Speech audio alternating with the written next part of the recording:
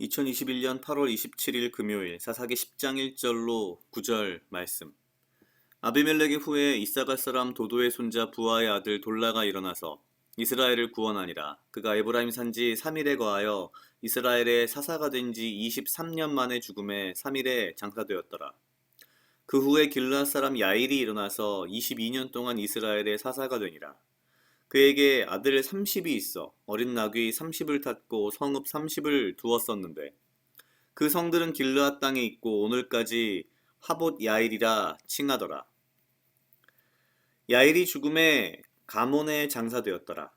이스라엘 자손이 다시 여호와의 목전에 악을 행하여 바알들과 아스타롯과 아람의 신들과 시돈의 신들과 모압의 신들과 암몬 자손의 신들과 블레셋 사람의 신들을 섬기고 여호와를 버려 그를 섬기지 아니하므로 여호와께서 이스라엘에게 진노하사 블레셋 사람의 손과 암몬 자손의 손에 파심해 그들이 그해부터 이스라엘 자손을 학대하니 요단 저편 길르앗 아모리 사람의 땅에 거한 이스라엘 자손이 18년 동안 학대를 당하였고 암몬 자손이 또 요단을 건너서 유다와 베냐민과 에브라임 족속을 치므로 이스라엘의 곤고가 심하였더라. 아멘. 기드온과 기드온의 아들 아비멜렉의 사후에 이사갈 사람 도도의 손자 부하의 아들 돌라가 사사가 됩니다. 10장 1절은 돌라가 일어나서 이스라엘을 구원하니라 라고 되어 있습니다.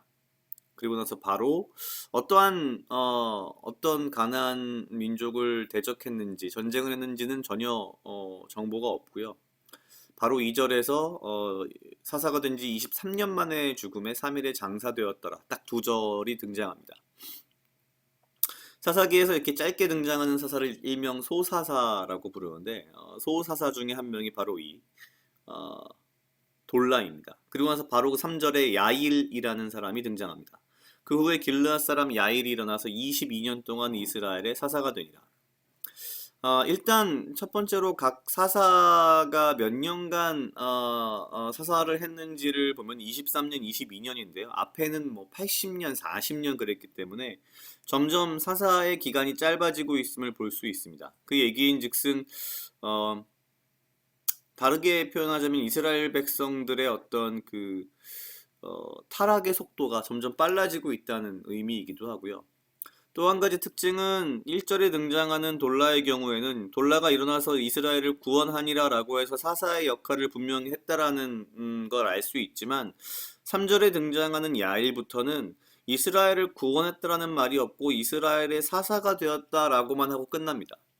그러니까 이 얘기인즉슨 어떠한 전쟁을 하여서 가나안 사람들을 뭐 쳐서 이기거나 이스라엘을 구원했다라는 것이 아니고 그냥 다스리는 자였다는 거죠. 더더욱이 앞서 기드온이나 아비멜렉과 같이 사실 이미 이스라엘은 이름만 사사이지 이스라엘 사람들은 왕을 어떻게 보면 모신 상황인데 1절과 2절의 돌라는 그나마 이스라엘을 구원하니라라는 표현이라도 있었지만 야일부터는 그런 표현도 없고요. 오히려 10장 4절에 보면 야일에 대해서 이렇게 표현합니다. 그에게 아들 30이 있어. 아들이 30명이 있었다는 건 앞서 보았던 기드온이 아들이 뭐 자식이 70명이었다 뭐 이런 것처럼 왕으로서 군림을 했다는 거죠. 근데 더 정확하게 야일이 왕으로 군림했다는 걸 알 수 있는 것은 어린 나귀 30을 탔고 이 30명의 아들이 어린 나귀를 30마리를 이제 각각 타고 근데 여기서 말하는 어린 나귀라고 하는 건 굉장히 비싼 고귀한 이런 사람들이 탈 수 있는 그런 거라는 거죠. 그리고 성읍을 30을 두었다. 각각 자기의 성읍을 치리했다라는 의미가 됩니다. 그러니까 왕으로서 야일은 살았던 거죠.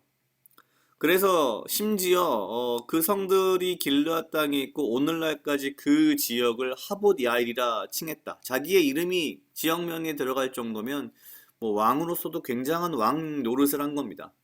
그리고 나서 5절 야일이 죽음에 가문에 장사되었더라 라고 마무리됩니다. 그러면서 6절에 다시 이스라엘 자손이 여호와의 목전에 악을 행했다라고 하면서 이스라엘 백성들이 모신 그 가나안의 이방 신들을 다 하나하나 열거합니다. 너무나도 많기도 하지만 그 이 숫자를 맞춰보면 앞서 이 가나안에 살고 있는 이방 민족들의 모든 신들을 다 섬긴 겁니다. 그리고 6절 마지막에 여호와를 버려 그를 섬기지 아니하므로. 앞서 사사기 초반에는 어떤 상황이었냐면 하나님도 모시면서 야훼를 믿으면서 동시에 이제 이방신들, 가나안의 이방신들을 이렇게 믿는 이제 그런 상황이었다면 이제는 아예 대놓고 하나님은 버리고 가나안의 그 이방신들만을 섬기는 상황인 거죠. 그래서 결국 하나님께서 진노하사 블레셋 사람의 손과 암몬 사람의 손에 파십니다. 사실 그 이 이후 등장하는 내용들을 보면 요단강 동편에 살던 이 가나안 족속들이 요단강 동편뿐만 아니라 서편으로 넘어와서 완전히 이제 괴롭히기 시작합니다. 그냥 그런 생각이 들었습니다. 이게 어쩌 보면 뭐 역사의 문제일 수도 있는데 결국 사람이라고 하는 것은 한번 어떠한 습관, 어떠한 뭐 유전, 우리는 그걸 전통이란 이름으로 부를지 모르겠지만 뭔가 잘못된 것이든 좋은 것이든 뭐 나쁜 것이든 특히나 잘못된 것들일수록 그것이 사람의 몸에 배면 바뀌지 않고 오히려 더 악화된다는 거죠.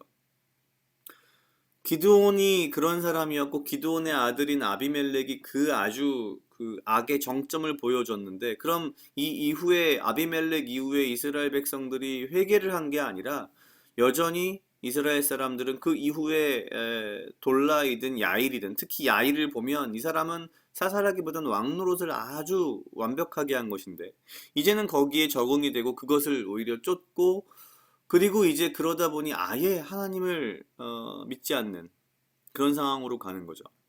그러니까 어찌 보면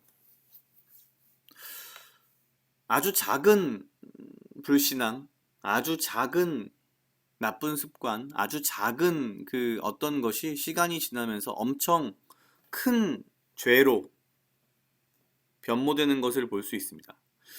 그래서 항상 이 사사기에 등장하는 이스라엘 민족의 타락을 나선형의 타락 구조를 가지고 있다라고 표현을 하는데 점점 그 타락의 정도와 크기가 심해지는 거죠.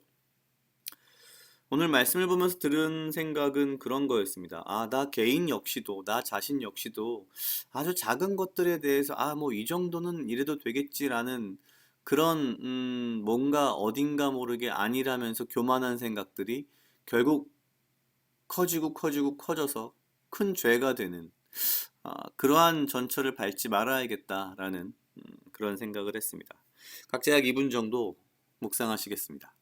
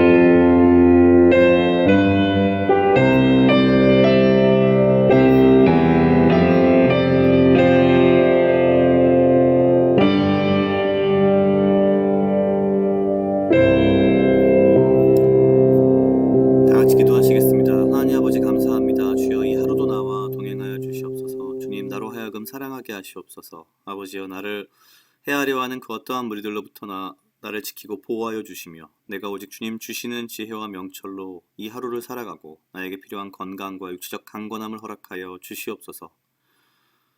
주님, 매일매일의 삶 속에서 이 정도는 되겠지, 이 정도는 괜찮지, 그리고 스스로에 대한 교만으로 인하여서 내가 작은 죄를 저지르며 아버지를 잊고 아버지가 아닌 다른 어떠한 것을 의지하려는 그러한 나의 교만과 나의 죄로부터 내 스스로를 멀리하게 하시고 오직 주의 말씀 가운데에 주의 말씀을 따르며 오직 주만을 믿고 섬기는 삶을 살아갈 수 있도록 주여 인도하여 주시옵소서. 감사합니다. 이 모든 말씀 예수님 이름으로 기도드렸습니다. 아멘.